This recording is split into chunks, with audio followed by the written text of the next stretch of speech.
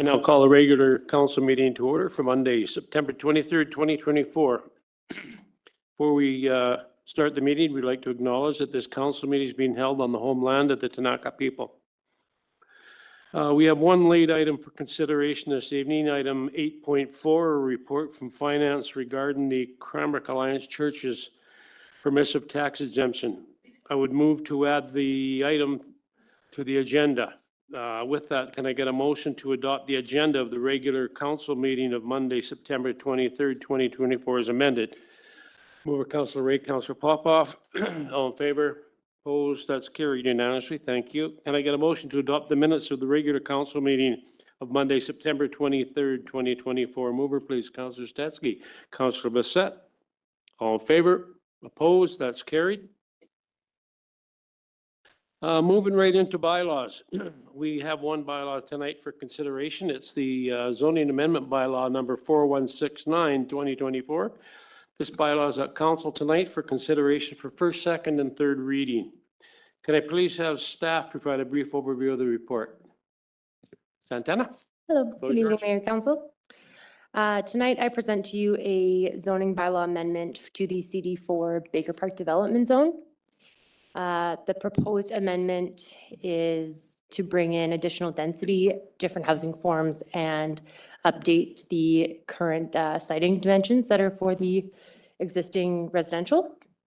A little bit of history. The CD4 Baker Park Development Zone was specifically structured to permit what is the Baker Park or Baker Gardens seniors housing. This operation is done through BC Housing. It's a BC Housing partnership, and it is managed through Canadian Mental Health Association. The current zone only permits townhouses in that cluster development format with pretty extensive setbacks and to a maximum density of 36 dwelling units across that entire parcel. So when you look at attachment 1, that entire red polygon only permits up to 36 dwelling units.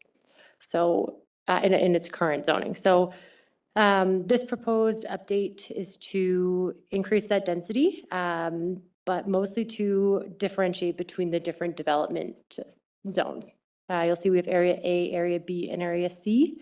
And this here is to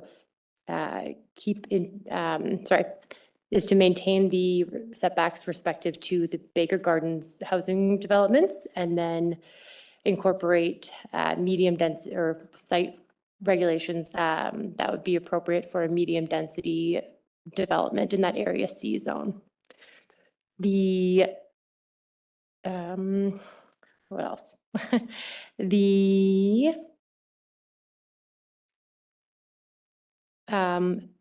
proposed amendment is also introducing additional uses. It will be expanding the institutional uses and introducing apartments as a housing form. And then the other item to note would be that the parking regulations will be maintained for the Baker Gardens development at 1 stall per unit. And then for the apartment Area C, it's proposing a new format of parking regulations for Cranbrook that'll be representative of previous variances that we've allowed and be more applicable to what we've needed and what we've seen actually used. So for 1-bedroom and studio apartments, we're proposing 1 stall per unit, and then for 2+ bedroom units, we're proposing 1.5 stalls.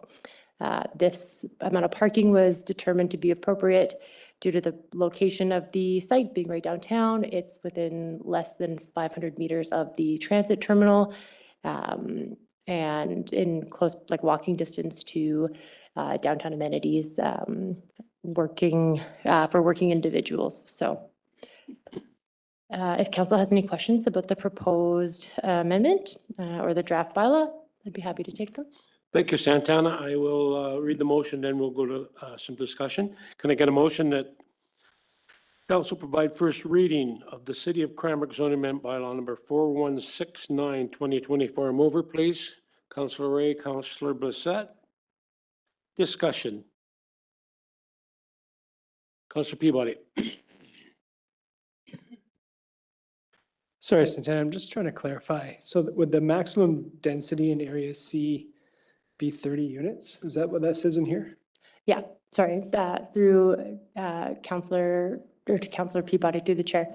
Yes, the proposed density would be for Area C.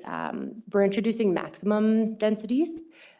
We think that this would be a safe way to pilot this option in higher density zones in Cranbrook to make sure that we have, introducing minimum densities and maximum densities. So to make sure that our high density land is actually being utilized for high density land, because in our current zoning structure, an R6 or high density zone can have 1 unit on it.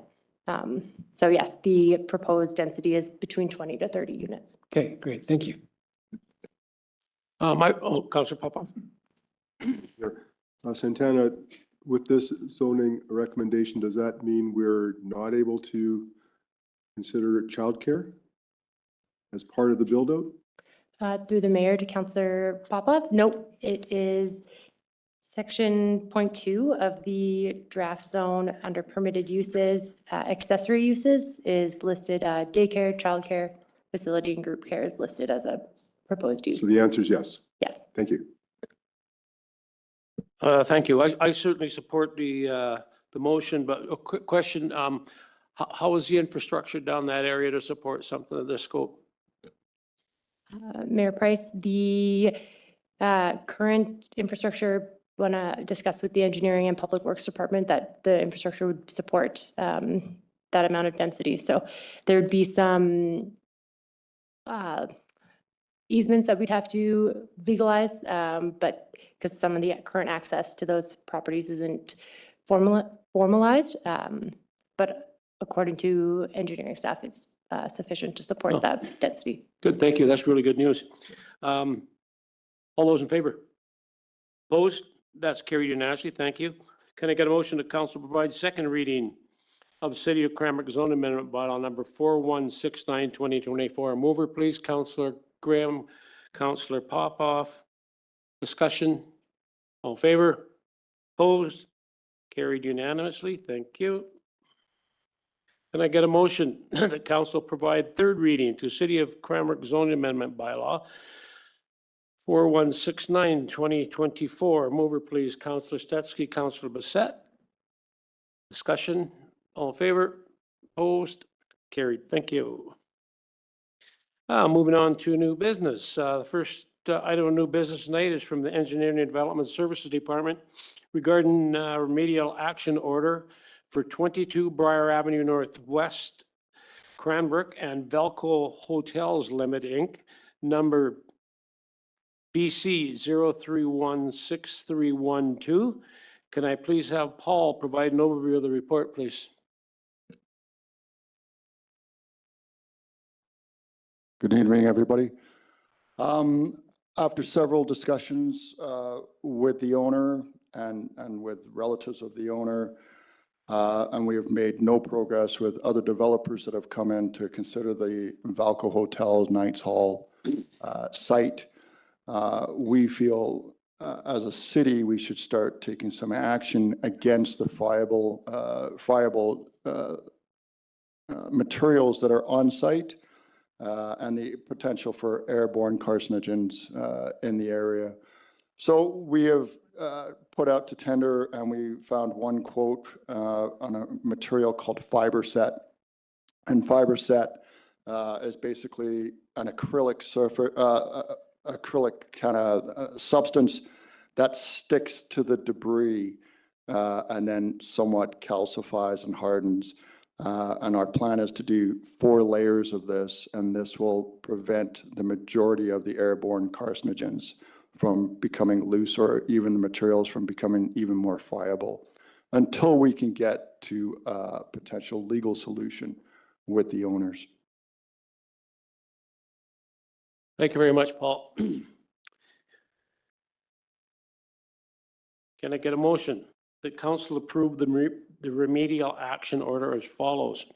Whereas section 72 to 74 of the community charter, SBC 2003 C26, the community charter. Authorize council for the city of Cranbrook, hereby known as the city, to impose a remedial action requirement on the owner of the land in relation to a declared nuisance or a hazardous condition. And whereas Velco Hotels Limited, Inc., number BC 0316312, hereby known as the owner, is the registered owner of the property located at 22 Briar Avenue Northwest, Cranbrook, BC, which has the following legal description. PID 006-173-462, Lot 2, District Lot 29, Kootenai District Plan 11850, hereby known as the property. And whereas a fire occurred on the property on December 12, 2023, and the fire substantially destroyed a large 3-story building known as the Knights Hall, located on the property, hereby known as the building. And whereas the building has been demolished and the remains of the building have been collected in large piles on the property, hereby known as the property, or pardon me, as the building's debris. And whereas council for the city have received and reviewed the staff report dated July 25th, 2024 in relation to the property, hereby known as the report. Now therefore, the council of the city resolves as follows. Number one, that based on the information contained in the report and pursuant to section 74 of the community charter, the following are hereby declared to be a nuisance. A, the building debris. Number two, that based on the information contained in the report pursuant to section 73 of the community charter, council considers the building debris is in and creates an unsafe condition due to the risk of asbestos and other carcinogens. Number three, that pursuant to section 72 of the community charter, the owner is hereby required to A, the application of fiber set PM7470 be applied via controlled stream from a hose from the sole professional contractor Protect Hazardous Materials Limited to the debris piles to prevent the spread of dust that contains asbestos and other carcinogens that pose a risk to the public. 4, that the owner must complete the remedial action requirement within 15 days after the notice of this resolution is given to the owner. 5, that if the remedial action requirement is not completed within the deadline set out in paragraph 4 of this resolution, the city and its agents, contractors, and employees may, pursuant to section 17 of the community charter, undertake any or all actions necessary to fulfill all or part of the remedial action requirement at the expense of the owner. And such actions may include the application of FiberLock fiber set PM7470 be applied consecutive times over a 2-week period via a controlled stream from a hose until deemed adequately sealed. And 6, that the city may recover all of the city's costs which a city incurs by fulfilling the remedial action requirement as a debt or as property taxes on the property pursuant to sections 258 and 259 of the community charter. Mover, please. Councillor Stetsky. Seconder, Councillor Popoff. Discussion. Councillor Stetsky. Yeah, certainly support this as an important step, but I wonder if you, Paul, or perhaps Mark could kind of take us through the ultimate solution, which is, of course, getting rid of the piles and, you know, where that goes from here without giving away any confidential information that shouldn't be given. You take it. So as is publicly known, council did issue a remediation order on the property to deal with the debris pile and the hole left by the former building. So that is out there. It hasn't been complied with yet. So there is a number of legal steps that need to be taken prior to what may happen next, which is similar to this, the city taking the action and then putting it back on. Just due to the large cost of that next step, we have to make sure that we've done all of what we can legally prior to coming back to council with that. So So, yes, the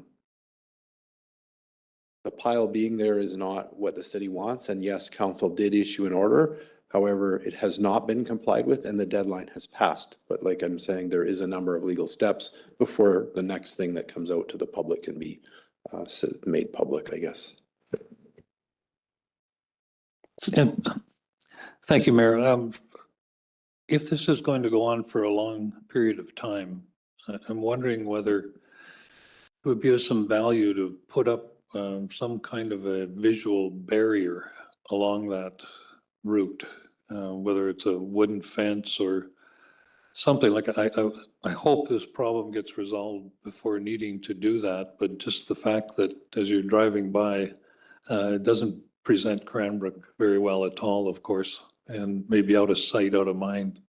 Again, I'd rather see this whole thing, as would everybody here, cleaned up and gone, but is that something the city might consider and add on to the tax bill? So your worship, through to Mayor, Councillor Stetsky. We did at one time put up polyethylene white surface on the fence surrounding it, and that was stolen within 48 hours. And then we've done at different times, put the parts of it back up, and that also has been stolen. So the other issue I guess you could address is that the debris piles are 2 stories high, right? So we have considered the potential of just knocking the piles over, and there's an empty basement basically there. We could take some of the debris and put it in there. That's up for consideration, but for now, we really would just like to seal it up and go through the proper processes as Councillor Furcho described. Councillor Peabody. Thank you, Mayor. Paul, I know it's mentioned in the report here, but I'm wondering if you can just speak to the level of risk that the debris pile does pose on like the residents in the area and the school. Says here that it's medium to low, but just wondering if you can speak to that. Yeah, so we've had Englobe, we've had Kiefer HSE on site. We've had DST Chemicals do an assessment of the different materials that were in the building, and they were able to get access to the building prior to it burning down. And of course, the main concerns are mercury, asbestos, lead. The level of asbestos was found mostly in parts of the ceiling, which was considered, there's 30% of that false ceiling was asbestos, but it is overall of the entire debris, only 3%, right? Lead was also found. It's an older building. Lead was found in the paints around the windowsills, some of the paints in the bathrooms, but again, less than 2%. Mercury as well. But again, with those numbers being said, that's why it's considered moderate to low. With that, the owner still has a responsibility for this building that was not kept in good shape. It was taken down due to fire because the brick foundation was no longer secure. And that owner still has this responsibility. We've offered him, through this remedial action order, an opportunity to at least seal the debris until he is able to find a solution. Further discussion? All in favor? Opposed? That's carried unanimously. Thank you very much. Thanks very much, Paul.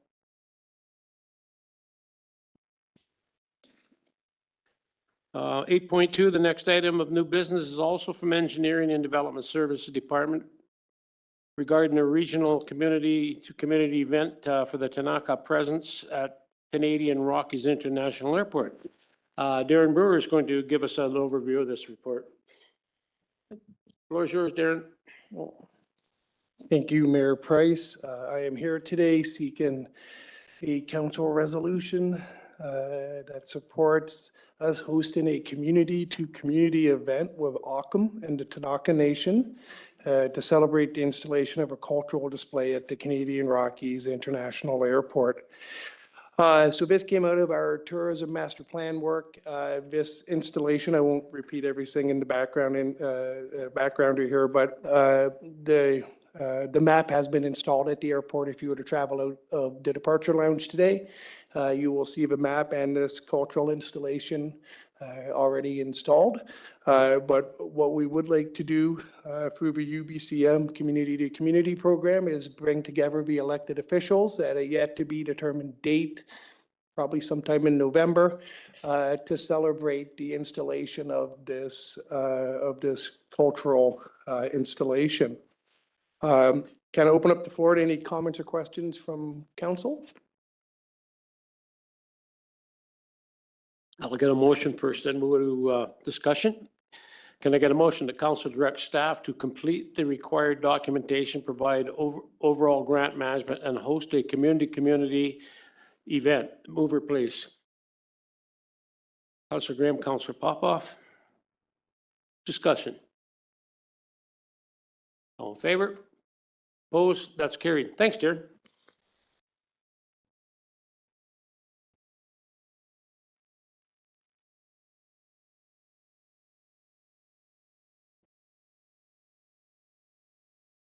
Next item of new business is from the Public Works Department regarding the cemetery master plan. Can I please have Kirby provide an overview of the report? Welcome, Kirby.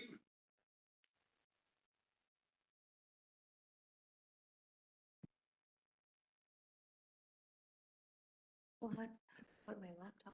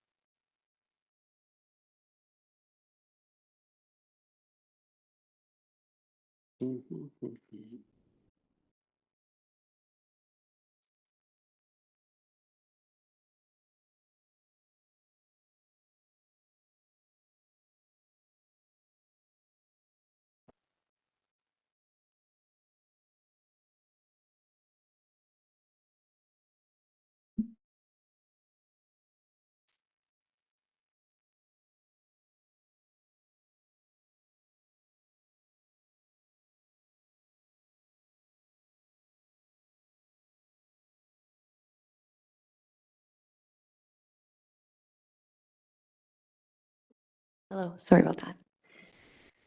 Yeah, good evening. So this is an overview of the cemetery review provided to us by Lees and Associates and staff and the operations. Today, we are bringing forward the updated cemetery bylaw with the increased fee schedule attached, as well as the second half of the review. The second half of the review looked into the operations, site inventory and analysis, development plan, and the implementation plan. Here's a recap of the first half of the review that we presented back in March.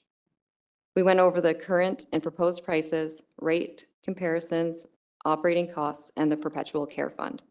The key recommendations that followed were to implement a one-time increase to cemetery fees, annually increase fees to offset the rate of inflation plus 1%, as well as retain and compound interest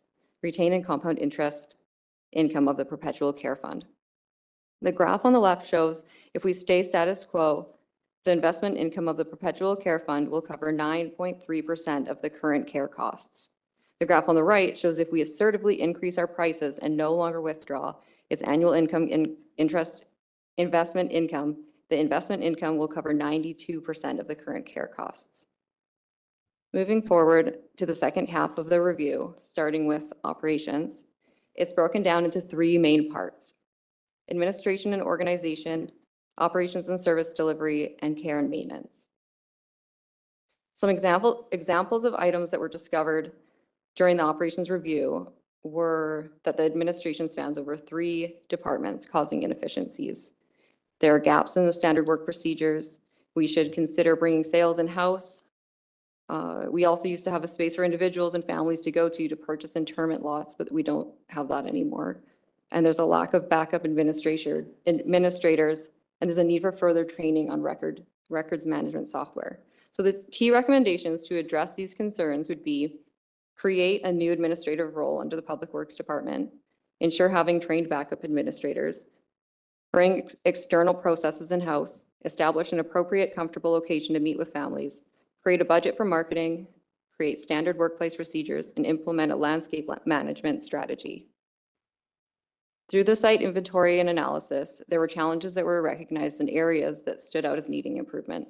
After identifying these areas, a development plan was what had to be created, and this is how they were able to create it, with the site inventory and analysis. Here are the design principles used to guide the process.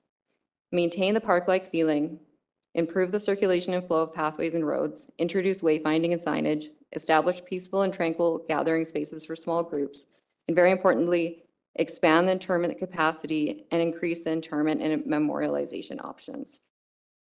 This is not all of the development plan, but some of the key points.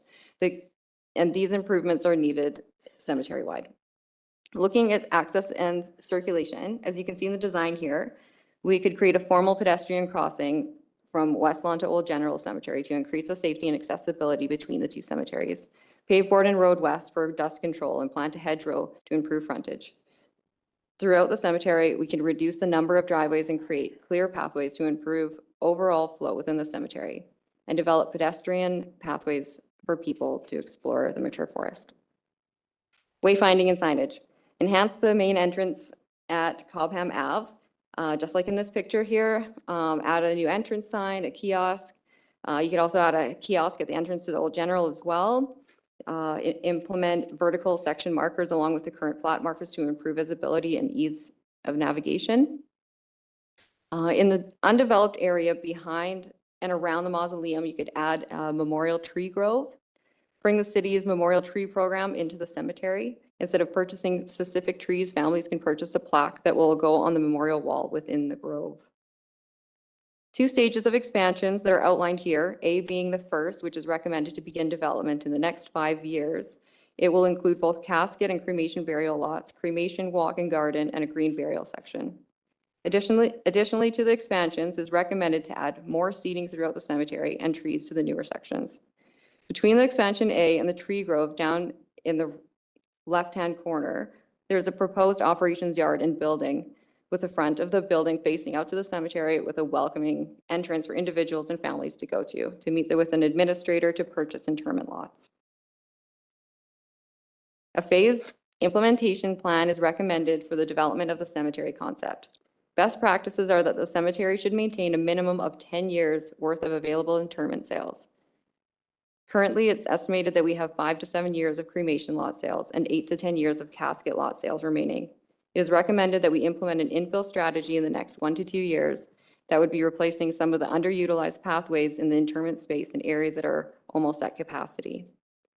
The recommended budget allowance for 5 years of additional cremation lot inventory and 3 years of the additional casket lot inventories would be $40,000. In the short term of 5 to 10 years, the first stage of expansion will need to be developed. It will include 40 years of cremation and casket lot inventory and a city-owned cremation garden. This recommended budget allowance for this would be $985,000. The memorial tree grove budget allowance would be $31,500, and the cemetery operations yard and sales building would be $1,405,000. In the 10 to 15 years, we could get a demand need analysis and work towards enhancing the signage and improvements in the perimeter, and taking us to 25 to 40 years from now, getting a master plan update. We have 200 years of interment sales available on the cemetery property, which is a good reason to make these changes for the future. Thank you. Thank you very much, Kirby. Can I get a motion that council receive this report for information, direct staff to bring back the draft cemetery bylaw with the proposed fees for consideration at the October 21st, 2024 regular council meeting, I'm sorry. Councillor Ray, Councillor Bassett. Discussion. Councillor Stetsky, Councillor Bassett. Thank you, Mayor. Very happy to see this coming forward. Spent a little bit of time wandering around, and we certainly, there are opportunities for improvements, sure. Section B, I think it was, you noted green burials. Is that the same as natural burials? When it says, because I really do think we need to be permitting natural burials, if you want to call it that. Oh, Councillor Wayne Setsky to the mayor. So are you meaning the expansion B? Like Yeah. Yeah, so expansion A, they would both have green burials in them. Okay, so green is another word you're using for natural. Natural, that's right, Okay, yeah. thank you. Implementation plan, if we move to the new fees, will we recover enough money to cover those costs in the implementation plan? And if not, where would we be looking to get the money to implement the short-term and long-term plan? Thank you, Councillor Stetsky. Through the mayor, no, generally cemetery, big improvements like that aren't paid through the care fund.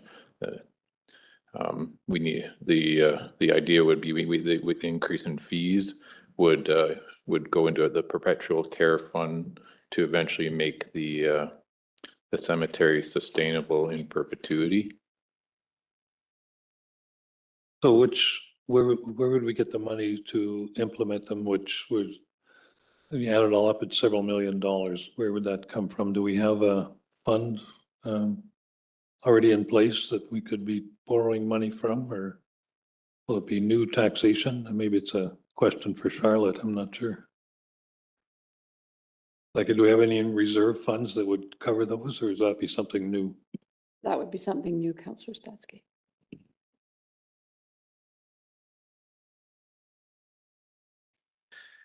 Councillor Bissette, then Councillor Wright. Well, thank you, Your Worship. So when it comes to budget time, I would like to see information about what it would take to break even on the cemetery. And what the fees would have to be for that. Because, I mean, this is another park in town. And I do think that's important. And it's important to do a much better job than we have. I mean, this has come up since I've been on council about the state of our cemetery. But we need to have some options as far as how to pay for this. Because I have said years ago that we should be doing our memorial tree program in the cemetery. And there, you know, we just haven't moved ahead on anything. And so it is time to move ahead on this. But when it comes to the budget, we should be given some options because, I mean, you have hiring another staff member. Well, that has to be paid for. And then all of the improvements there. So we need to see what we're looking at for fees in order to cover that. So that we can make an informed decision at budget time. Okay. Thank you. I've got Councillor Wright, then Councillor Graham. Thank you, Mayor Price. I'm really pleased to see the continued work on this. As we've noted in the report, we're looking at an average net loss of 82,000 per year. So it's good we're doing this analysis now. If we could go back in time, we probably would have done it a number of years ago, but it's good we're doing it now, so that's good. I'm pleased to see the proposed change in how we approach the perpetual care fund, which is essentially an endowment fund to reinvest the interest and further grow the fund. I do believe that's consistent with the intent of that kind of fund. So I understand that'll be a change to how we approach that interest, but I believe that's consistent with the intent of that type of fund to look at, being able to maintain the park with the proceeds from that endowment fund. The city of Cranbrook is a complex enterprise. We've got lots of lines of business, right? This is one of them. So as I said, really glad that we're now tracking and analyzing it. And I really appreciate the portion in the report that referred to setting up our accounting system to enable us to better track and analyze moving forward. I think that's going to be a really important improvement.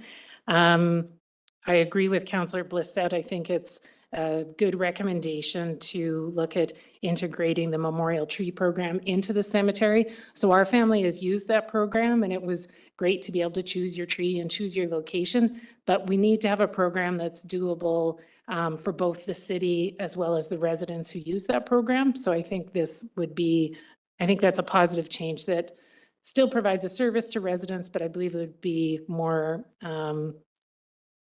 affordable and doable for the city.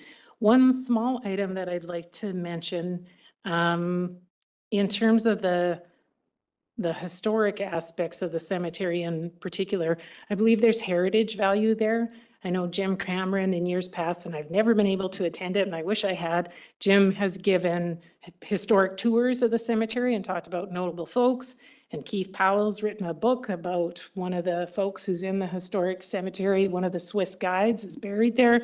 So I think there's some heritage value there also. And I wonder if there might be some grant funding available perhaps, or perhaps a partnership with the Cranbrook History Center to kind of help out with some of those improvements, looking at the heritage value. So just wanted to share that as a, potential idea to look at in the future. Thank you. Councillor Graham. Yeah, thank you.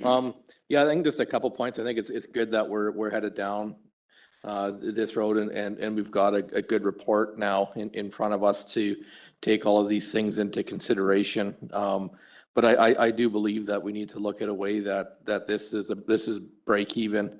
I don't think we can tax the folks that are in there now, but we could look at other ways of how we do business. People are laid to rest there for eternity, and then it becomes our problem to maintain that for eternity, and there is a cost to it. So I think we need to be mindful of that as well, the respect of the person who's laid to rest, but also what that does for the municipality for the next 1,000 years. So yeah, like this should be something that is break even, and that it isn't a burden on the taxpayer. Thank you. Back to Councillor Stetsky. Yeah, thank you. I certainly agree with cost recovery and having to increase fees to do that. Two quick things. Just noted when I was going through the report on page 29 that the Fort Steele Cemetery is missing off the map. A lot of history and still being used locally. And it's not there. And Moyi is there, which is great. Dogs. I did get a call from a very distraught person whose husband had been recently buried, and a dog had left a gift on the grave that she wasn't very happy about. I'm a dog owner. Have dogs been a problem? Have you heard much about dog issues there? Because I think a lot of people walk their dogs there as well. Councillor Wayne Stetsky to the mayor. I can't say that that's been something that's been brought to my attention a whole lot. I see some dogs in there, but they seem behaved and on a leash, so. Further? Oh, yes, go ahead, Tony. I just wanted to make one comment about that, the perpetual care fund. The idea is, capital costs in the cemetery, speaking with our consultants, they generally are burdened through the capital program. And then what this template is going to do for us is 20 years from now, there would be enough funding in the perpetual care fund so that the cemetery can break even.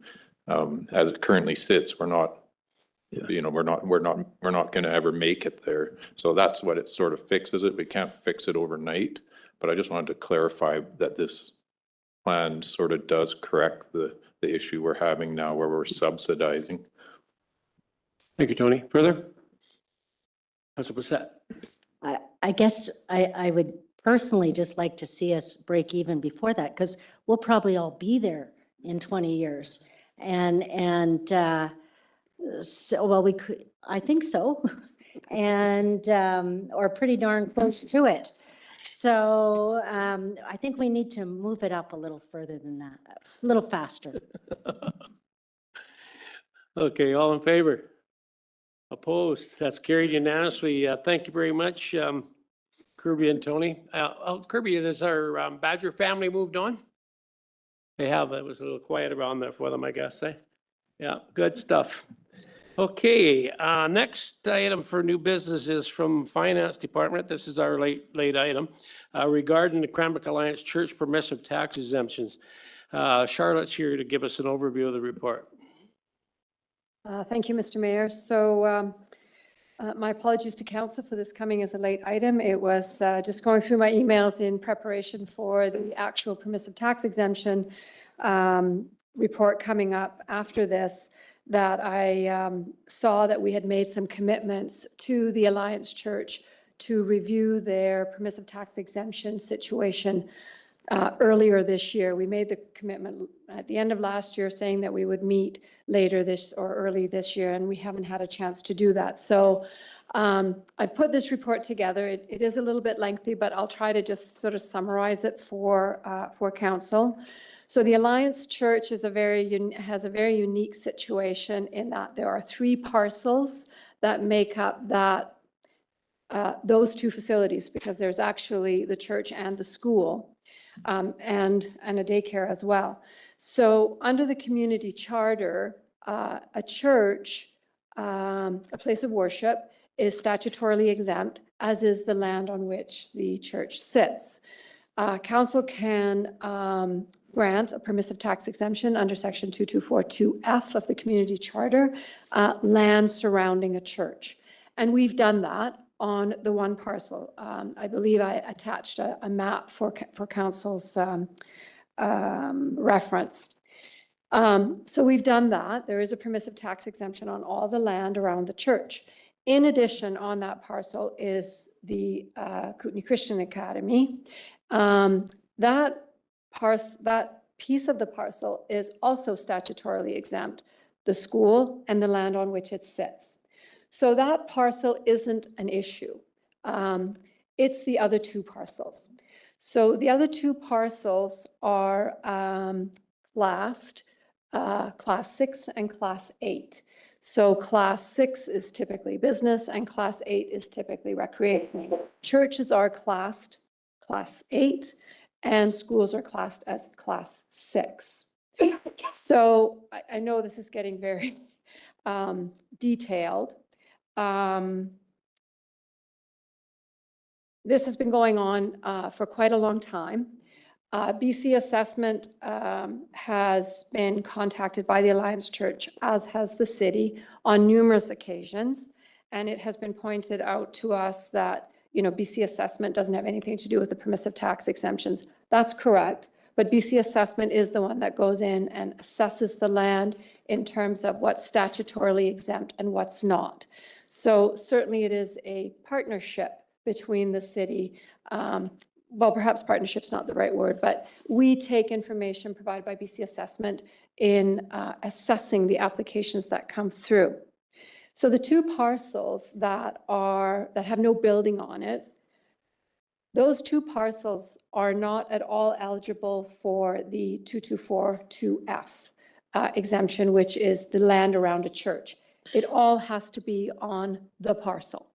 And BC Assessment has advised the applicant on numerous occasions, well, more than once, that if you consolidate your 3 parcels, your problem will go away in terms of whether or not any of the land on those 2 parcels would be eligible for a permissive tax exemption of the land around a church. So if all parcels had been consolidated, the conversation would be something different. And in all likelihood, the land around the school would have been statutorily exempted as well. That is not the case. We have basically vacant land or parking lot is what we have. So Class 8, my report does say that this report refers to allowing a permissive tax exemption on the parking lot. I've since then confirmed with engineering that it isn't exactly the parking lot that's all Class 8. There's some overlap between parking lot and in Class 8 or Class 6. Nonetheless, the report you're going to be receiving after this is maintaining the status quo of what we had last year, which was exempt the Class 8 portion and not exempt the Class 6 portion. And the applicant was appealing that decision or asking for reconsideration last year of that decision. We can't reconsider after October 31st because the bylaw, it's a bylaw and it has to go to BC assessment by October 3rd. We have to have the bylaw adopted, pardon me. So the conversation tonight, or what I'm bringing to council's attention is that the applicant was looking for 100% exemption on those 2 parcels last year. He didn't receive it. We have not recommended 100% exemption on those 2 parcels this year. We have done exactly the same as we did last year, which was Class 8. So that's what you'll see in the next report. In conclusion, I suppose, so as of the applicant has been advised by BC Assessment that much of the complexities would be resolved if they consolidate the parcels. Should the Alliance take that path, we would reevaluate the details at that time. As of the date of writing this report, the division of parcels and the location of the buildings remain unchanged. And we are recommending that only the Class 8 portions of the 2 parcels be considered for permissive tax exemptions. There's no decision for you to make on this report. All I'm asking is that you receive the information. The decision will be on the next report if you want to have a further discussion about it. That's the summary. Thank you, Charlotte. Can I get a motion that council receive the information in this report relating to the permissive tax exemption application submitted by the Christian and Missionary Alliance, commonly known as the Cranbrook Alliance Church? Mover, please. Councillor Popoff, Councillor Graham. Discussion. Councillor Peabody, Councillor Teske. Okay, thank you, Mayor. So Charlotte, just to clarify, the front parking lot here, lot 8850, which is sort of the bigger area, the bigger parking lot that also has a soccer field in it. Even though like that parking lot is used almost daily as the parking lot for the school, and that the soccer field is probably used for the school, because that is a separate parcel from the school, it needs to be taxed differently. Councillor Peabody through Mayor Price. It needs to be evaluated by council differently. It doesn't qualify for any of the statutory exemptions. So the only exemption that 8850 or 8852 can receive are permissive tax exemptions. Because all the buildings, be it school or place of worship, is on a separate parcel. So none of this other stuff will qualify for statutory. So it's all permissive. And none of it will qualify for the permissive tax exemption of land around a church, because it's not, the church is not on either of those parcels. So what has been happening in the case where we are offering, or where council has been approving permissive tax exemptions on those 2 parcels, it's been done under the general 22421 or A, I think it is, not-for-profit, philanthropic, charitable. There's no special category that they're going under. We are recognizing, or through the exemption that council has been allowing, they are recognizing that the parking lot on both of those parcels is being used for the purposes of the church. Now, I know it's dual purpose, but typically a school parking lot would be considered a statutory exemption. The church would not be a statutory exemption on the parking lot. It's traditionally a permissive tax exemption. And supplemental. Yeah, and traditionally, I would assume a school soccer field would also be part of the tax exemption. If it was part of the same parcel. Councillor Peabody through Mayor Price, that is correct. For example, the St. Mary's School, that entire area is permissively exempt, Okay, including the fields. Councillor Teske. Yeah, thank you, Mayor. 2 questions. One, can you think of any rationale why consolidation has not taken place? Or have that question ever been asked? Councillor Stetsky through Mayor Price, I do not know the answer to that. Okay. And I know we'll come to it shortly, but what's the value of that? How much taxes do they pay on that piece? Probably be in the next report anyway, so. It's not, Councillor Stetsky through Mayor Price, it's not, it's the exempt portion, and it's as a percentage. But even the percentages are a little bit not quite right, because that percentage is based on area, not value. So it just, the percentages that you'll see in the next report, like if you divided the exempt portion by that percentage, you would think you would be grossing up, not quite right, but in the ballpark. So just want to know whether it's considerable amount that they end up having to pay, or It's a few $1,000s just a few per thousand? parcel, correct, yeah. All right, thanks. Further, call the question. All in favor? Opposed? It's carried. Thank you. Final item, new business tonight is from Finance Department regarding a 2025 permissive property tax exemptions. Charlotte, could you provide us with an overview of this report as well? Thank you, Mayor Price.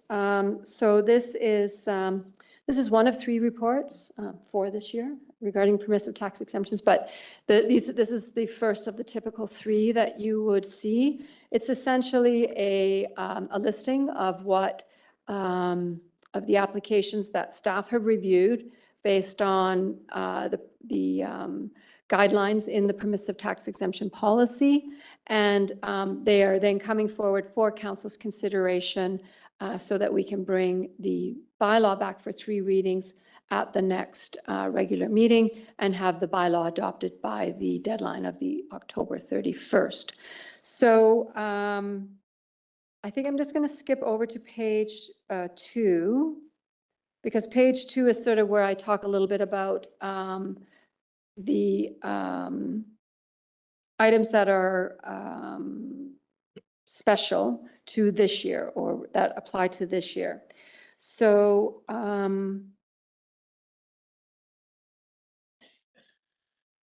so we've prepared some notes for council's information as you deliberate your applications. And so what we've done this year, and I provided the spreadsheet for your information, was we took the applications that are that we've vetted through the policy and allocated them into the council priorities that council identified in the policy. And here are some of the findings and some comments around some of those findings. So overall, 45% of the value of the proposed 2025 permissive tax exemptions target social service agencies. Several of those agencies have received substantial funding from the federal and provincial governments. Other sources of funding is one of the items that council would look at in determining whether or not an applicant would be granted a permissive tax exemption. So in consideration of council's direction to identify opportunities for lessening the burden borne by city taxpayers, staff is suggesting that council may want to consider reducing exemptions on some of these properties. There are 3 line items where we have raised that. Many of those recipients are kind of legacy recipients. So if there is going to be direction from council to look at reducing some of those permissive tax exemptions, either temporarily or permanently, temporarily would be difficult actually, but so permanently, staff's recommendation would be that you phase that in, that you don't, consider either a 50% reduction or 100% reduction in 2025. Further to that, you might want to consider, beginning the phasing in 2026, so that there is a heads up for some of these organizations that the permissive tax exemption that they have been receiving is going to be reduced. So so in this particular category of the social service agencies, there are 3 agencies that receive significant funding from either the federal or the provincial governments. And we have, some of them are legacy recipients, and some of them are fairly new, and one of them is brand new this year. So we don't have any, I've seen permissive tax exemption policies that speak to we will not provide permissive tax exemptions to any organization that receives provincial or federal funding. I've seen that. I've seen permissive tax exemption policies that say we will only consider charitable organizations. So that doesn't necessarily speak to the money, but so there are a lot of options out there. Our policy is not that specific, and that was on purpose to allow some flexibility. So that would be for my comments that I've just made are for council's consideration. Further in my notes, 27% of the proposed permissive tax exemptions targets cultural agencies. 13% targets land around places of worship. So these properties are primarily church parking lots. So the question is, does the principal use of the property align with council's priorities?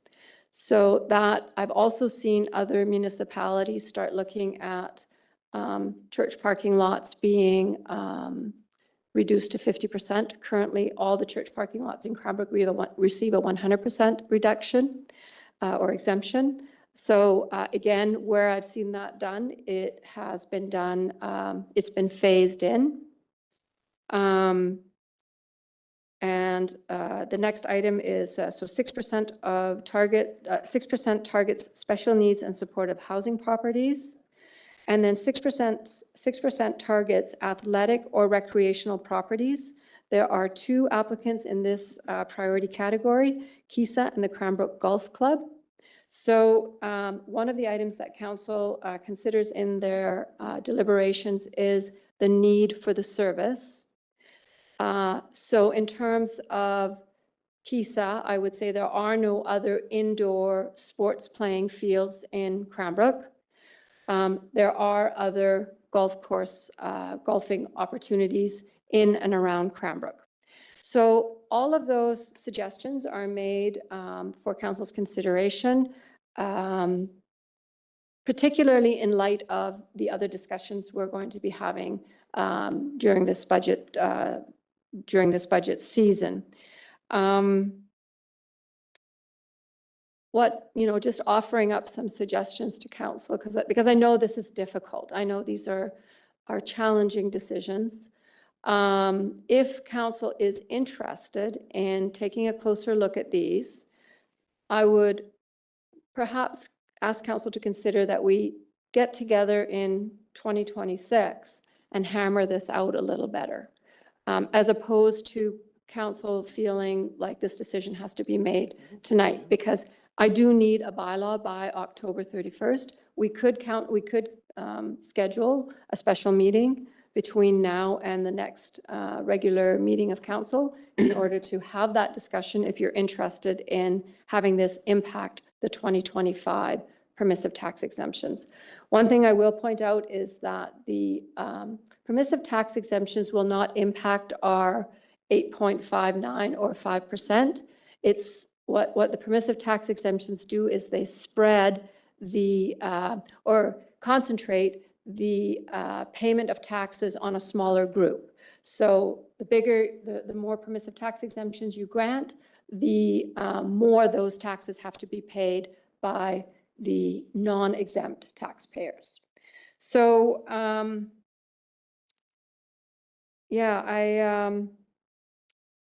well, maybe I'll just kind of go through there was one application, we received 55 applications this year. One of them from a new applicant. So this is the Tanaha Child and Family Services Society located at 100 12th Avenue South. This is the Foundry building. And council has approved a permissive tax exemption for the Tanaha Child and Family Services Society for their property on Baker Street. So this is now a new permissive tax exemption for the new Foundry property, and it is included in the total that council will see. There was one permissive tax exemption, an application applied for that was denied because they're not operational yet. So we expect them to be operational next year. And that property is is owned by the Tanaha Nation Council Society on 9th Avenue South.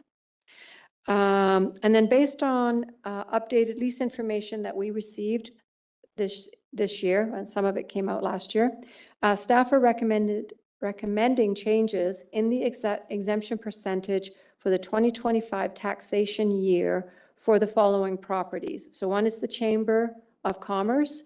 We received information last year that there was a tenant occupying space that we were not aware of. So that changes the amount that the Chamber building is eligible for, down to 45% from 80% in 2024.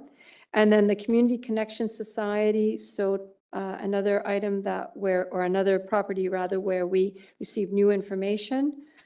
So it is down to 44%, no, I'm sorry, 56%, and previously they received an 80% exemption. So I know this is a lot of information, and I'm looking for some direction from council, what you would like to do, what can I do to help you here? Yeah, so that's the end of my report, and I'll turn it over to you, Mayor Price. Thank you very much. Can I get a motion that council receives the list of 2025 permissive property tax exemptions and applications, and further that council directs staff to bring forward for 3 readings the annual taxation exemption bylaw based on the information in the attached list of eligible applicants, and any changes to the list result from council discussions. Mover, please. Councilor. Can I split that? Graham? Can we split that motion, please? I would like to vote on receiving, and I'd like to then vote on the next piece separately. So you want to just receive the list as one? Yes. And then that they bring forward as a second one? Correct, because yeah, and I'll speak to that once. Okay. I don't see anything, Marnie, that's fine, eh? I mean, it's for all intents and purposes, it's the same thing, yeah. Okay, can I get a motion that council receives a list of 2025 permissive property tax exemptions applications? Councilor Graham. Councilor Popoff, discussion. Councilor Graham. Thank you. The reason I wanted to see it split like this is because I think there needs to be some further discussion or even just thought process on what this looks like. I don't necessarily think we need to have a special meeting over it, but to have it carry over to the next council meeting where then we can vote on and have this discussion. That's why I just wanted to separate them like that. So. Thank you for the clarification. Councilor Ray. Thank you, Mayor. I appreciate the discussion about, wanting to be very mindful and respectful about the organizations that have received permissive exemptions up until now, and, that we want to be respectful in our deliberations about making changes. So I was just wondering, in terms of the information gathering for the various agencies associated with Tanaha Nation, how did we find the data about the provincial funding being at about 10 million and Indigenous Services Canada at just about 4 million? Because for each of those agencies, we have the exact same figures listed. So I just want to get a sense of where those figures are from. Thank you, Councillor Ray, through Mayor Price. So you're right. And I would just like to point out that the Street Angels property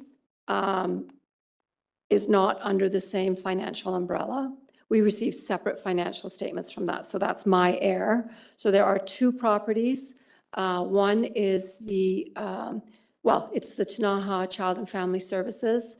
So we have provided that permissive tax exemption in the past for the property on Baker Street, and we have not raised it as a flag that they receive that type of that level of funding. I would say we looked at the funding this year for not just this group, but there are 2 other groups as well who receive perhaps not the same level of funding, but they receive, millions of dollars of funding from the provincial government. And in light of the discussions we've been having with council, I would say we drilled down into it more this year than we have in the past. And we're starting to see, the applications are getting bigger and bigger. So that's, it's sort of a dual reason for raising it at this point. Thank you. And just a follow-up, if I may. Follow-up? Certainly, Thank you. yes. Thank you. So, yeah, so for the numbers that are currently listed, if this comes back to council to have another look at, I'm just wondering if like that 10.6 million and the 3.8 million, if that's for each of those programs separately, or if those are the total amounts and it's somehow split between each of those programs. I just want to make sure we're looking at the right figures. Thank you, Councillor Ray. Through Mayor Price, the financial statements that those figures are pulled from are financial statements in the name of the Ktunaxa Child and Family Services. Okay, So so and they cover both of them? Yeah, so I Yeah. don't know if, I'm not sure if there are other locations throughout, perhaps within the community that are also using that funding. That's possible. But the financial statements that were provided with those 2 applications contain that information. Okay, yeah, and so you understand, I'm trying to No, of clarify course. that they're under one umbrella and they're 2 handles under the same umbrella, so it's not that they're each receiving 10 million and 3.8 No. million, it's that they're under an umbrella that receives that, and they are 2 programs of that. Councillor Ray, through Mayor Price, exactly, which is why I realized when I looked at the Street Angels program, no, they have a separate little, but I know those financial statements too. I know that there are consolidated financial statements for the services that the nation provides. I'd have to do some, actually making some phone calls and say, where is this money going? How are you benefiting from this money? So we haven't done that. We haven't done that, but the financial statements are headed for the Ktunaxa Child and Family Services.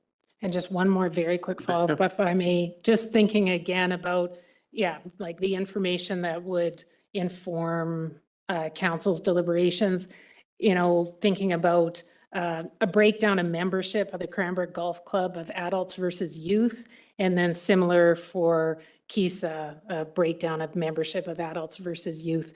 It just might help council, right? Because we kind of have a tradition of wanting to support youth activities and kind of wanting adults to sort of pay their way sort of thing. So I just thought that might be some helpful data as well. Councillor Ray, through to Mayor Price, we do have information on the memberships from both of those groups, but perhaps that is something I can share with council rather than me trying to search for it, because we did get that information from both of those groups. Thanks, Charlotte. Councillor Stetsky?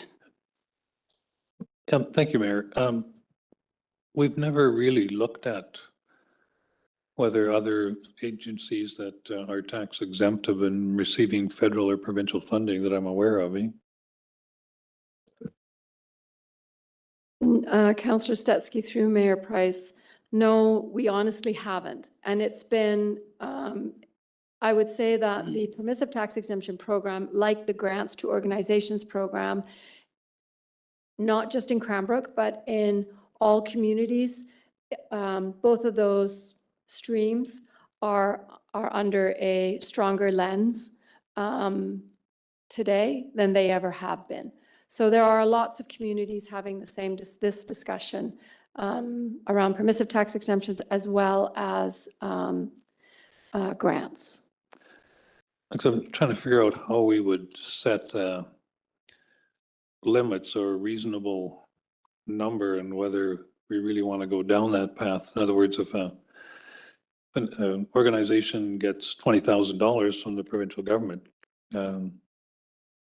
and another one gets $10 million from the provincial government, how do we decide what's appropriate and what isn't in terms of tax exemption? Councillor Stetsky, through Wayne Price, I would not highlight to you an organization that receives $20,000 from the provincial government. I would highlight one that gets millions of dollars from the provincial government. Okay, golf course, one of my favorite topics. And of course, there's an ongoing question about whether they should get any exemption at all. The other thing that I think I've asked you before, and I think you've given me an answer, is the exemption potentially can be based on when they're actually open to the public only, so that if they are only open to the public 6 months of the year, then the exemption would only be there for that percentage of the year. I've long believed they should open up year-round for snowshoeing and cross-country skiing in the winter. If they did that, then they may be exempted year-round, but is it possible to split it that way? Councillor Stetsky, through Mayor Price, yes, it is. Tax exemptions are completely at the discretion of council, anywhere from 0 to 100%. Thank you. Council members, any other further discussion before we go back to Councillor Graham? Councillor Graham. Yeah, just one question, and just bear with me as we chase down this rabbit hole. But the Foundry project started, I believe, in 2021 when they broke ground. And the Foundry is downtown. Did they not apply, or would have they not been eligible for a downtown revitalization tax exemption? Councillor Graham, through Mayor Price, I believe they were probably late, but we have not processed an application from them. Whether they submitted one or not, I just can't say. I'll call the question. All in favor? Opposed? That's carried unanimously. Can I get a motion that council direct staff to bring forward for 3 readings the annual taxation exemption bylaw based on the information in the attached list of eligible applicants and any change to the list resulting from council's discussion? Mover. I would just like to move this motion to the next council, please. Want to defer it to the Defer to next council. Okay. Everybody kind of with deferment? Charlotte. Mayor Price, through to the rest of council. So in terms of logistics, I will bring back the list as it is and with a bylaw requesting 3 readings. And then if council wishes to make changes to that, I suppose we could do that on the fly. Okay, so that's how we'll do that. We'll bring it back as it is, have the discussion about additional changes, make adjustments as we go, and then hopefully end up at 3 readings and be ready to adopt the following meeting. Certainly. So I have a motion from Councillor Graham to defer. Can I get a seconder, please? Councillor Popoff, discussion, all in favor? That's carried. Thank you. Thank you, council. Moving on to admin updates. There are 4 administrative updates this evening. The first is from Engineering and Development Services. Have Mike discussed the Baker Park dedication and subdivision? Is that Mike on that, or is it Curtis? Curtis, the floor is yours, Curtis. Thank you, Mayor Price. Council, I'd like to provide a quick update that the Baker Park dedication and subdivision has been completed.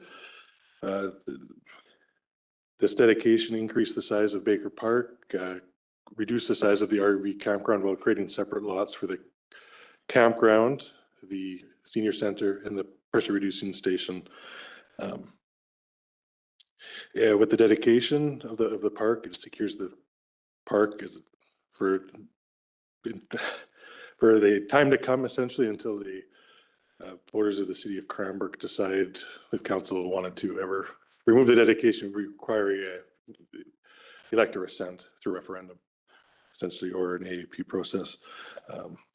It did take quite a bit longer because the original creek was not provided as part of the Crown grants years ago. So we had to work with the province and referrals to exchange the creek locations. The original one that went through the historic pool is now owned by the city, where we exchanged the current creek location, which was previously owned by the city, is now owned by the Crown. But yeah, glad to see that it's complete. And Thank you very much. Council, any questions or comments of Curtis? Thanks, Curtis. Next up, Rec and Culture. Trevor is going to provide an update for the Amelia Smart Rec software system. Evening, Mayor and Council. So Amelia is our new booking software used through Recreation and Culture.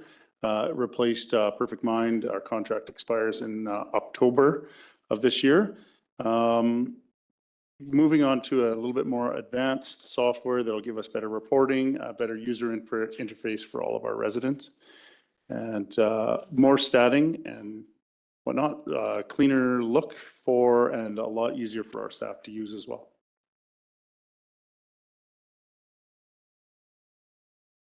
Council, comments, questions? Okay. Thank you. And Trevor again, update on Rock the Kootenays 2024.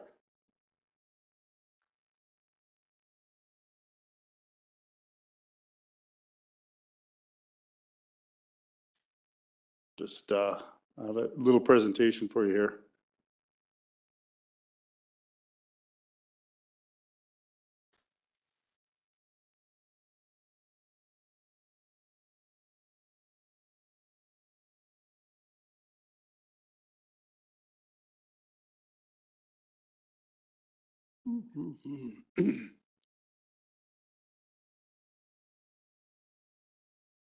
So, Mayor and Council, Rock the Kootenays 2024, our second year running the festival, was deemed to be a success in all markers, I think.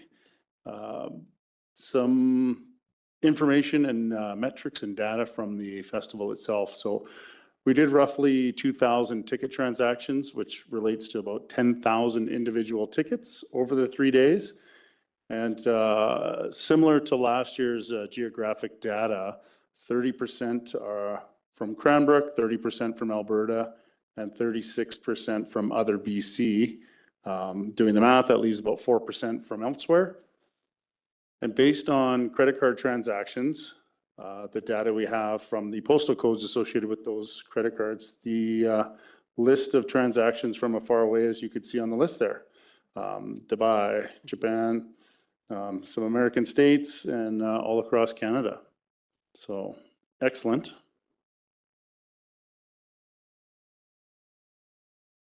One of the big success points for Rock the Kootenays is our sponsorship. So the province of BC, once again, came through with the BC Fairs and Festivals grant for us. And our local sponsors that headline the show are Fabright and FR Rentals, and of course, Pattison Media with Rewind Radio is our media sponsor. And New Dawn and Cranbrook Hyundai took on some big roles as well.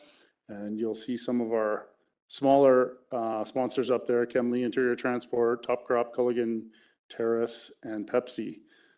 Not all of our sponsorship is in cash. A lot of it is just discounts or products or services in kind.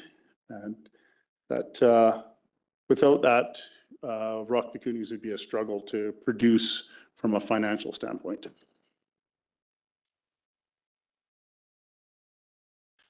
One of the other big portions of Rock the Kootenays is our volunteerism. So we had 35 volunteers and they worked around 200 hours this year. Our recruitment strategy is, becoming part of the biggest festival in town. We offered tickets for those that worked enough hours to qualify. Some awesome t-shirts. There's nothing I find worse than volunteering and you get a free t-shirt that you would never wear again. So cool swag is where it's at. Yeah, and so we're trying to move with the volunteers to help along with all of our other events and other events that aren't specifically the city-run events. So having a pool of volunteers in the city. So that is a big focus that we're running on right now. And using all recruitment paths. The tough one is a lot of our volunteers are a little bit older and they don't use traditional, or now we call traditional, I guess, untraditional techniques. So it's tough to get a hold of people that want to volunteer.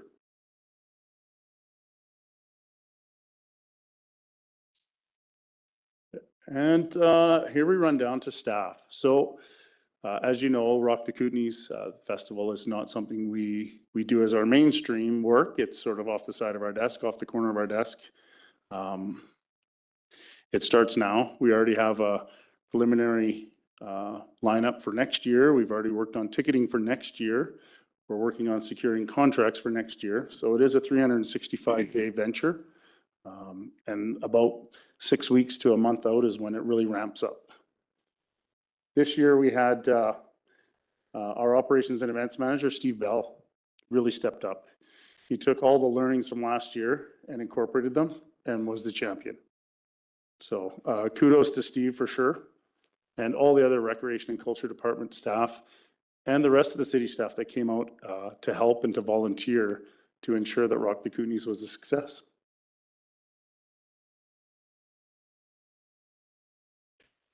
This year, we decided to do a survey on all of our ticketed guests that came to Rock the Kootenays. And the top there, highlights and lowlights and areas of improvement, those were straight off of the feedback that we got. We asked a lot of questions like, you know, where are you from? Where did you stay? How'd you get here? Did you extend your stay? Which we do have all that data. We're sharing it with tourism and hopefully getting something useful out of it other than just some feedback from our patrons. But a lot of good highlights, a lot of areas of improvement that we can definitely act on. And the vendor and contractor feedback was very hit close to home. These are the people that do these for a living, particularly the production contractor that we hired this year. So, you know, when they tell us it's very well organized and they've done 200 events like this, and we were one of the best, that shows a lot to what the staff here have done, taking it to heart that to produce this festival with the effort and energy that they take. And the food vendors, you know, last year, the main comment was from the food vendors was it was too expensive to participate in our event. Well, this year we had a lineup and we actually had to turn down more people than we accepted. And that just goes to show that those comments are true to what we've turned this festival into. And that's it. Thank you. Councillor Stetsky. In terms of volunteers and volunteer management, I'm not sure whether 35 was the right number or whether you'd like more, but Audrey and I volunteered at the Caslow Jazz Festival in August. It's a $400 fee to attend the event for the weekend. If you volunteer, they ask you to put $200 down on your credit card. And then if you show up and do your 15 hours, they return $190 of it, keeping 10 as kind of an admin fee. And I thought that was a really good way to make sure that your volunteers show up. And so I don't know whether, say, 35 is the right number and whether they were hard to come by, but could be a strategy to consider. Councillor Popoff. Yes, thanks, Mayor. We got lucky with the weather again. Congratulations on that. And I was in attendance just the one day, and it was amazing. Any consideration for Country Rock the Kootenays for 2025? I brought this up before. Yeah, and on behalf of council, I want to thanks again to our sponsors, vendors, city staff, and volunteers. You know what? And just looking, it's sold out. I had the opportunity to talk to some of the people working behind the stage crew, and a couple of members of the bands.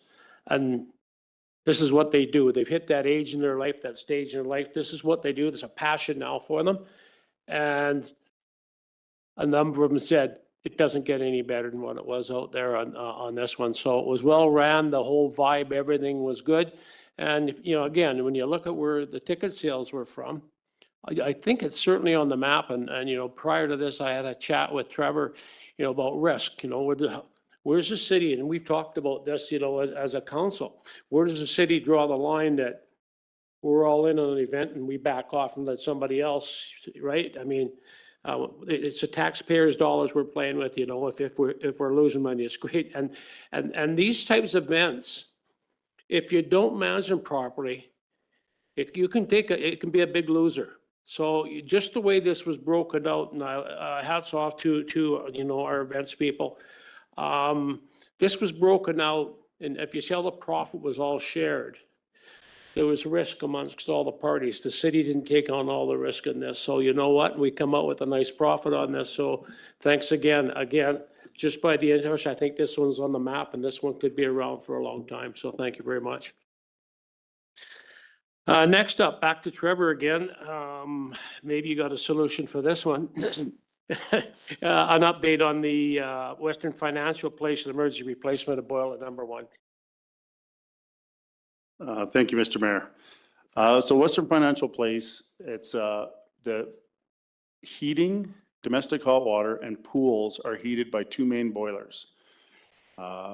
In March of this year, during a routine inspection, right after actually they had been inspected and approved by TSBC for the year, we discovered a brine leak, or actually a glycol leak.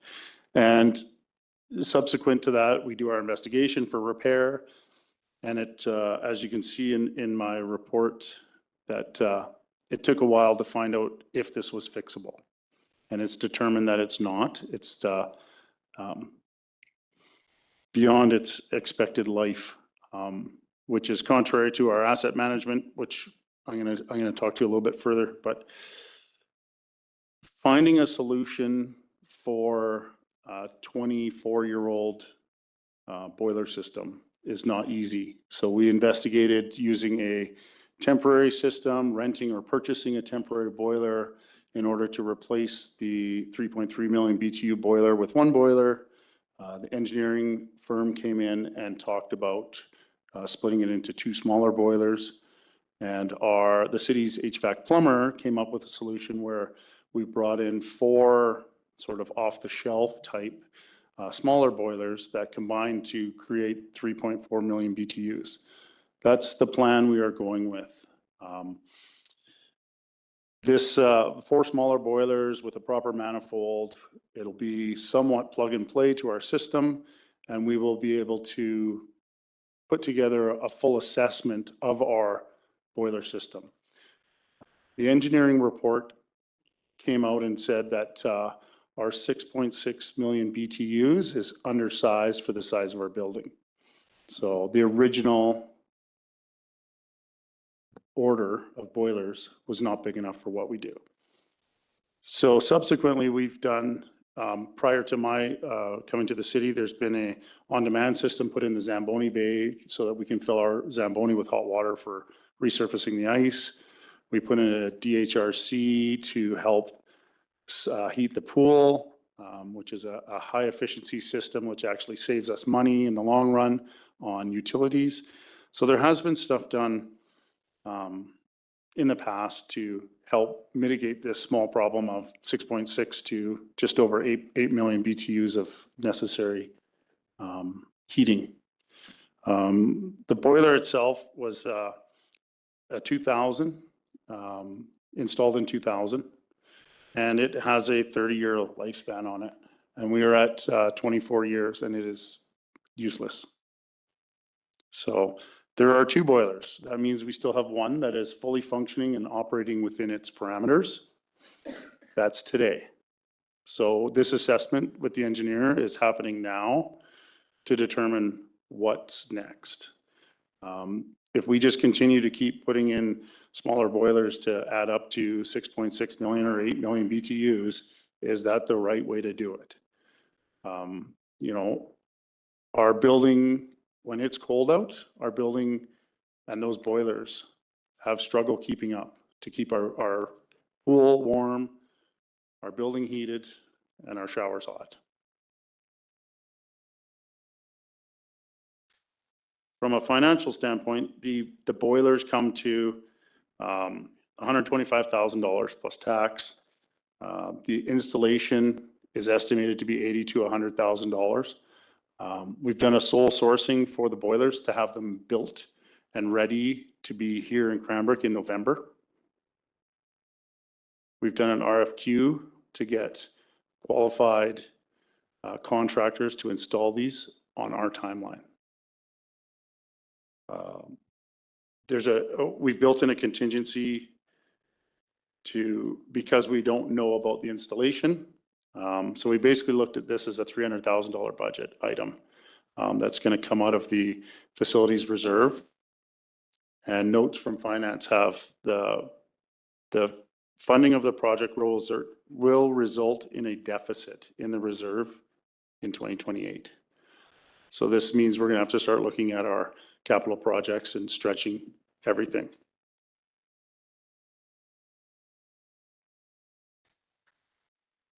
Thank you for that. Trevor, Council, Councilor Ray, Councilor Peabody. Thank you, Mayor. Thank you very much for the report. This is a bit of a tangent, but maybe since we're encountering these kinds of challenges now, maybe this is a good time to think about out-of-the-box options. So I am not an HVAC specialist, but I'm just wondering, as we're facing these challenges, is there an opportunity? Do giant buildings like this have heat pumps? Is there an opportunity to look at taking another strategy to heat the building separate from heating the pool and stuff like that? Are there grant opportunities for solar that could maybe, again, be a green offset? Not an HVAC expert, but just thinking as we face this challenge, it might be a good time to look at other opportunities that weren't considered or probably weren't even feasible when the building was built. So not trying to add to the complexity, but it's kind of, in a sense, again, as a non-expert, I think having multiple smaller boilers, at least if one small boiler fails, you've still got several other boilers that are still operating. So as a layperson, that seems like there might be some advantages to that, right? But yeah, just wondering if this might be an opportunity to look at some green options to diversify our energy needs in the building. Mayor Price, through to Councilor Ray, that's an excellent thought. Province of BC no longer awards grants for combustion appliances. So, I mean, gas is out, so power is in, solar is in.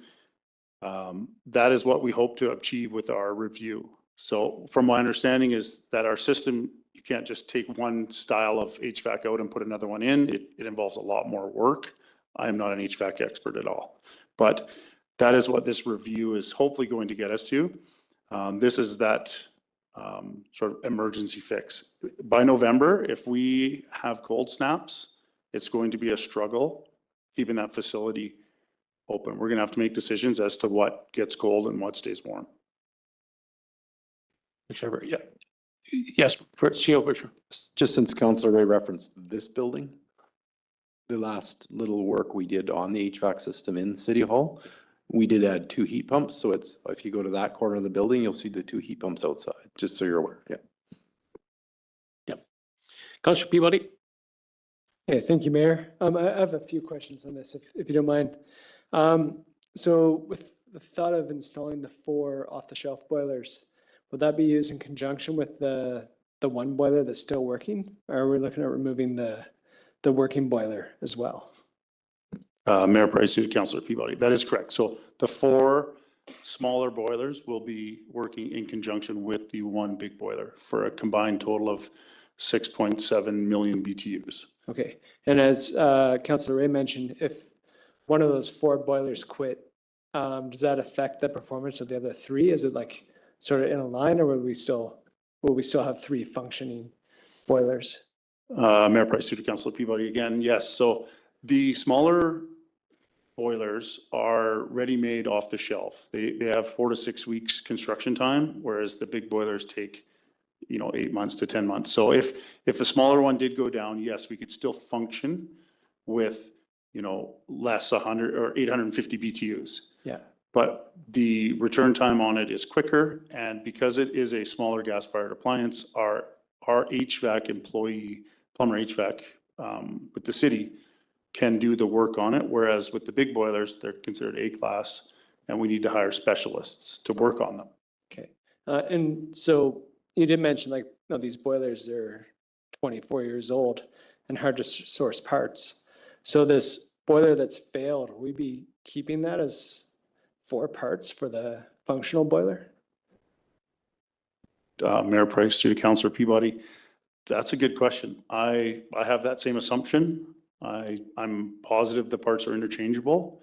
The particular part that broke on this was the heater core, and it's gone. So the rest of it, yes, it is interchangeable. Okay. So. Great. And my last question, I know at the pool these days, if you're in the showers, the temperature of the shower varies. It can be just nice and comfortable and then scalding hot and then nice again. Once we have these boilers fixed, will that sort of fix the temperature issue in the showers? Mayor Price, through the Councillor Peabody. That's another interesting question. So we've had our staff, we've had contractors, we've had engineers look at the system, and we have to replace the cartridges. So each individual shower system has a cartridge that regulates the temperature. So you set it and forget it. Every time you turn on the shower, it's supposed to be to that temperature.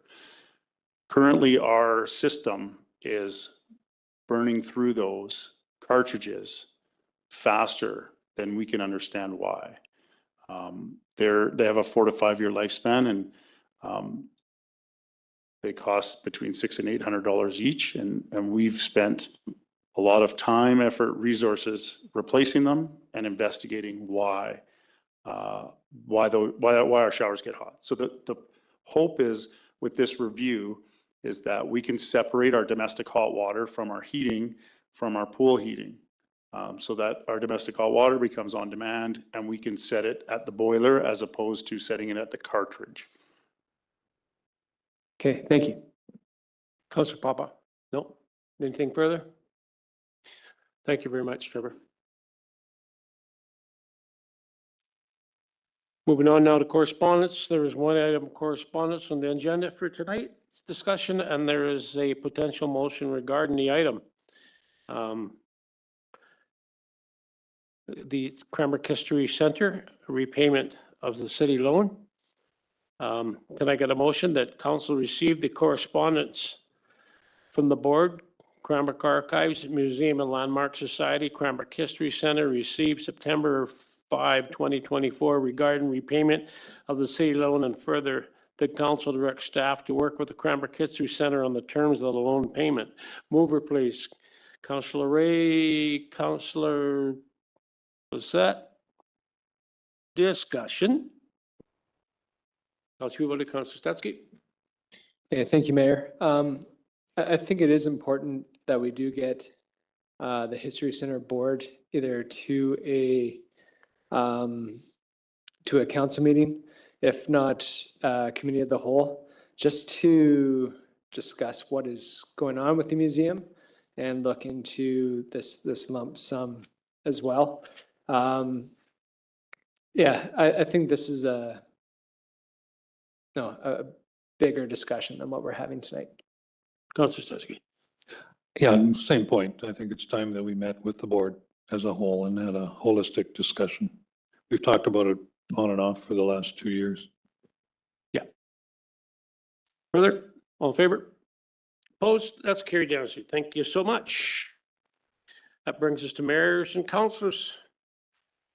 Reports and inquiries. We'll start with Councillor Graham.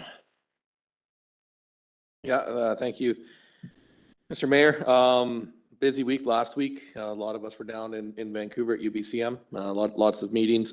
A little bit different tone when an election is only a few days out. So minister meetings or bumping into MLAs was a little bit different, knowing that there isn't much they can do once the red drops. So, but there were some really good learning opportunities. I got to present on one of the panels at the mid-sized communities talking about the cost of homelessness and what we're experiencing here in Cranbrook. And for some that were there, this story wasn't much different in Terrace or Port Alberni. So we're not alone in this, and I think that the message is getting relayed up the channels. So that's what I have to report. Thank you. Councillor Popoff. Yes, thank you, Mr. Mayor. Ditto from what my colleague just mentioned about UBCM. Lots of learning opportunities, whether you're in the room during the plenaries or the other ones, whether you're at the networking opportunities at night, or if you're in the exhibitors booth. So I mean, there was 400 plus, I think, exhibitors there, and there's a value all the way across. So great learning opportunities. Separate from that, given that it's election time and all the signs are going up, we do have an election sign bylaw, and I think it applies to local, provincial, and federal. Do the parties know that we have a bylaw and what the maximums are, and we're going to start seeing less signs up than more than we did in previous years? Chair, you could speak to that. Yeah, so Mayor Price to Councillor Popoff, just in regards to that, so we've heard some of those complaints. So in the provincial election, there is a local chief election officer for the provincial elections that is aware of the rules, that should be informing the various organizing parties. And so we're going to follow up and provide some of that information directly as well. So we will be following up and then, move through the steps later. But yes.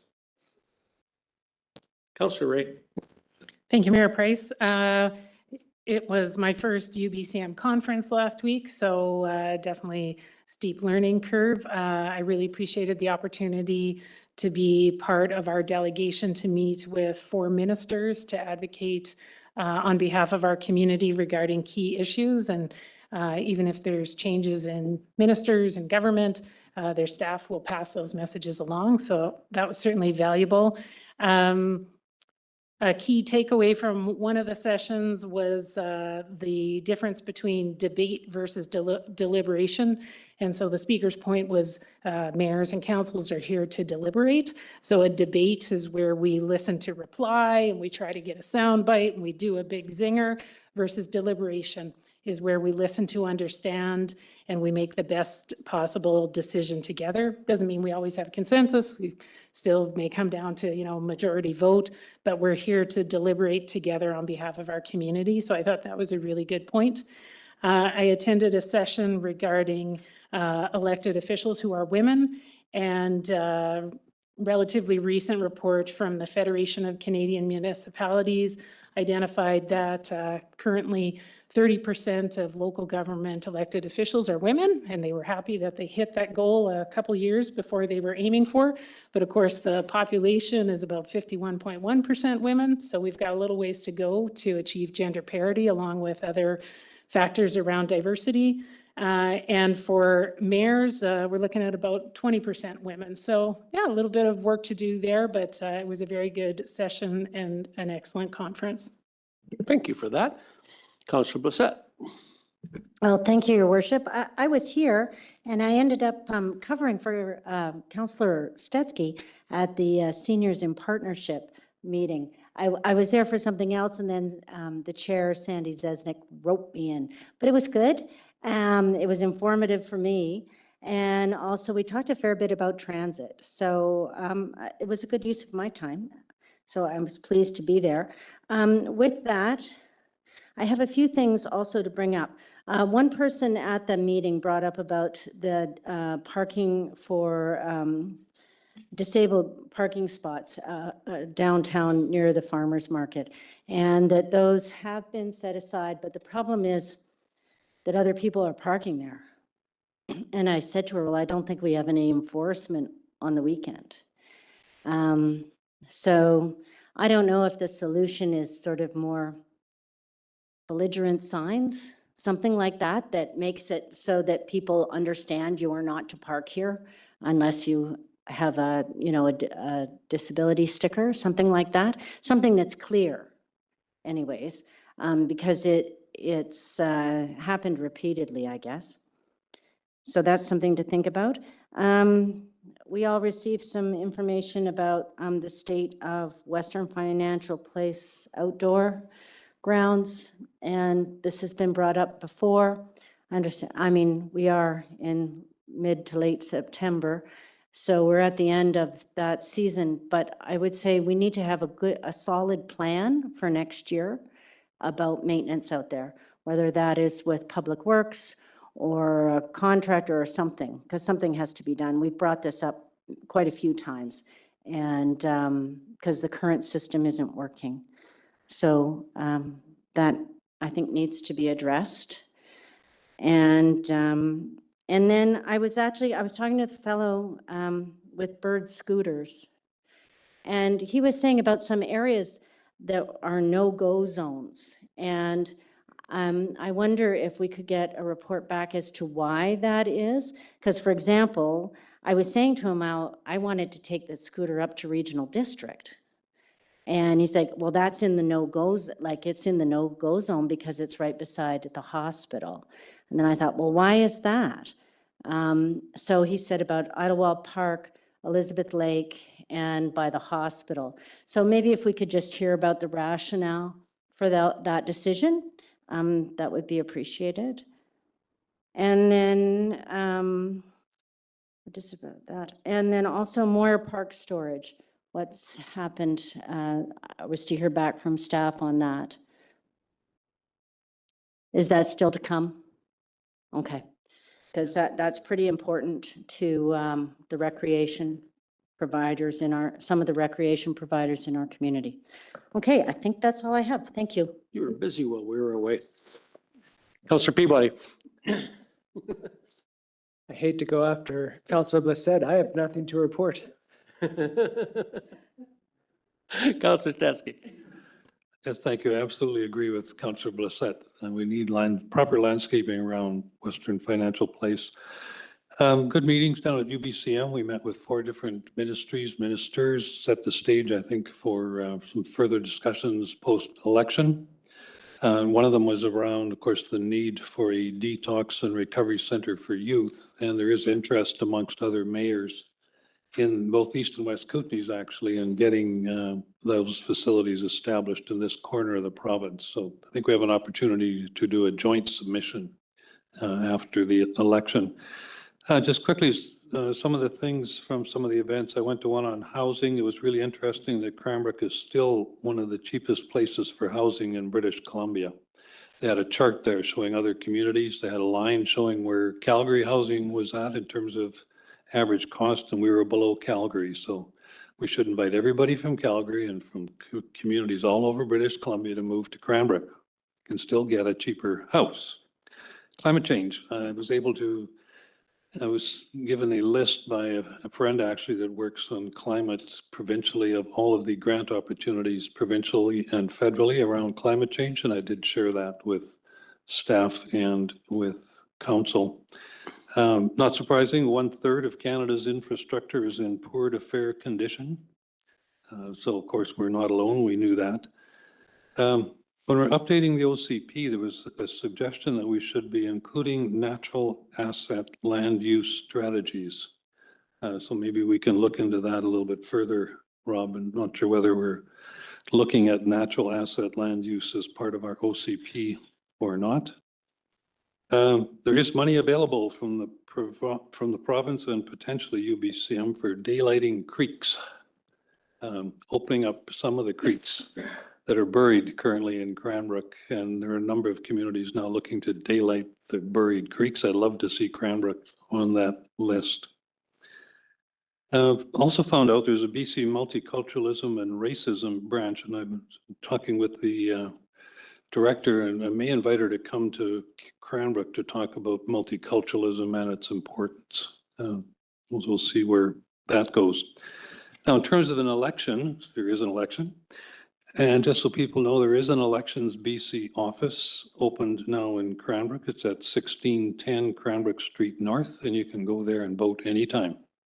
So if you're not going to be here later on in October, you can go tomorrow and vote. And if you have complaints about candidates and elections, they send you to Elections BC to a 1-800 number It's called Candidate Campaigning and Election Compliance. And it's a provincial number. So if you're concerned about some aspect of the campaigning going on in Cranbrook, there is a 1-800 phone number that you can call. Thank you, Councillor Stuskey. I'll just comment on the UBCM. Certainly, my take on the common theme down there this year seemed to be very similar with the concerns that we have here: mental health, homelessness, addictions, and crime. I don't know if I spoke to, the majority of the municipal representatives that I was speaking to, that was all they were talking about. That was the theme. So, that is the problem in BC right now.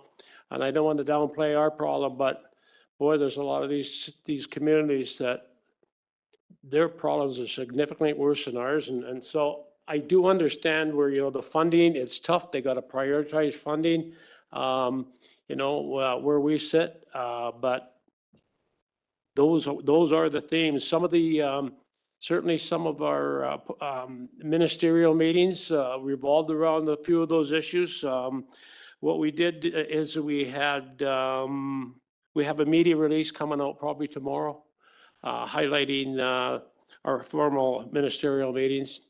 Just a quick highlight of the different ministries met. And, with the election coming up, anticipating potential changes, we certainly, indicated that we will be coming down again, or going down to Victoria and meeting with those ministries after the election to bring our issues back forward. So they're not dead. We intend to stay on them, and whether it's just, this government in power again or a new government, we plan to take them forward again when we have more time. And with that, that ends the regular portion of tonight's meeting. I'll recess now and allow the gallery to clear, and we'll move into a closed meeting.